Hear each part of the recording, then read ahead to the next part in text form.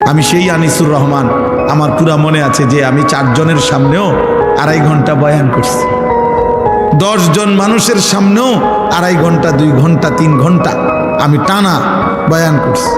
থাইকা খাইয়া ওয়াজ করে গেছি চৌবিপুর গ্রামে, তো আর কিতা খাইয়া দাইয়া গেছি, থাইকা খাইয়া এখানে। আলহামদুলিল্লাহ। এই জন্য ভাইয়া বাবা, আজকে তোমরা যারা অল্প বয়সী, তোমাদের যাদের বয়স 12-14 বছর হইতে পারে, আমি তাদের আগে এখানে আসছি এই গ্রামে। ফরিদ বাড়িতে এখনো দেখলাম মামা ফরিদ ভাই, সাবির ভাই, মাস্টার সাহেব। এই মাদ্রাসা আমরা একবারে প্রাচীন থেকে আসি, আলহামদুলিল্লাহ। এই জন্য দোস্ত আমি অনুরোধ করি, তুমি অল্প কথা মনোযোগ দিয়ে আসো, আল্লাহ বরকত দিবে। হায়াতের কদর করো, 1-1 মিনিট দাম।